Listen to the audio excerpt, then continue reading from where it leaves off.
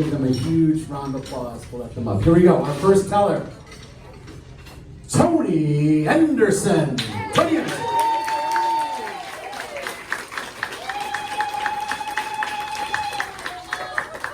Thank you.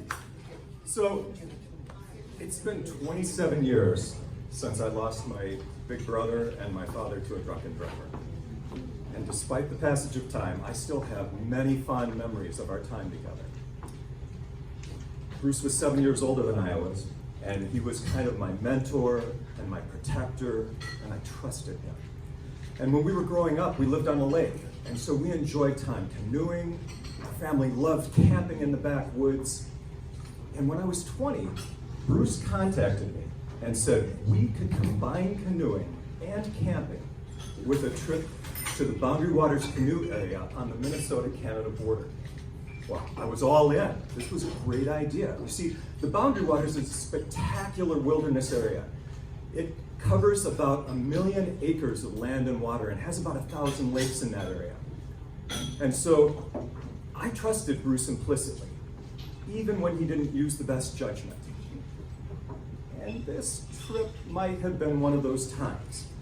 You see, although we had canoed on our small lake, and we had camped all over the place, we had no experience navigating large open waterways, searching for small hidden trails, and we didn't know what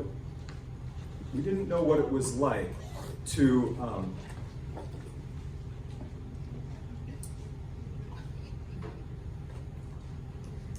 I'm sorry, I got the 1 minute warning and so anyway, we decided that we were going to take a 10-day trip covering as much of the Boundary Waters as possible. And so we went on this trip even though we were novices and didn't really have a feel for what we were doing. So we went on the trip, we had clothes, we had equipment, and we had food that we had to carry in our canoe. We also had to haul it on these long portages that some of them were a half-mile in length. Speaking of food, we had to carry enough food to last us 10 days out in the wilderness.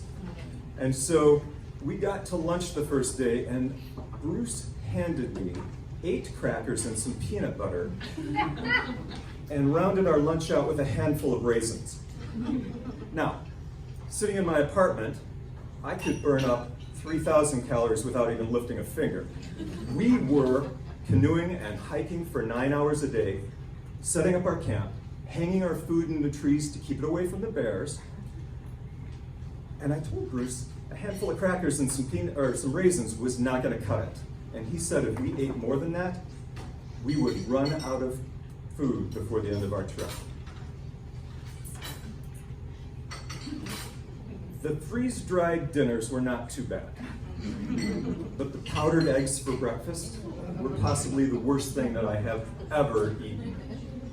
I could barely choke them down the first morning, and I didn't finish them. But that was the only day that I did not finish my food. I cleaned my plate every other morning, and by the end of the trip, I had gone from 145 pounds down to 135 pounds. It was a pretty intense diet. Don't get me wrong, the trip was spectacular. It was gorgeous. We had amazing experiences. At one point, we were paddling on a lake, and there was a mother loon and some fuzzy babies, and she kept dipping in the water, trying to lure us away from her babies. At night, we fell asleep listening to the haunting calls of other loons echoing across the water. And one day, we were going along a river, we came around the bend, and there was a bull moose. And the nighttime sky, untouched by city lights, was breathtaking. On the water and around the campfire, we had hours of conversation. But a lot of our time was spent simply quietly soaking in the beauty of our surroundings. When we got back, Bruce took one of the wooden paddles that we had used on the trip, and he took a wood burning kit and etched our names into it. And then he etched a record of every day of that 10-day trip, along with all the waterways that we went along. And he gave it to me for my birthday. It is one of my prized possessions. And every time I look at it, images of that trip into the unknown fill my mind. And he's with me once more.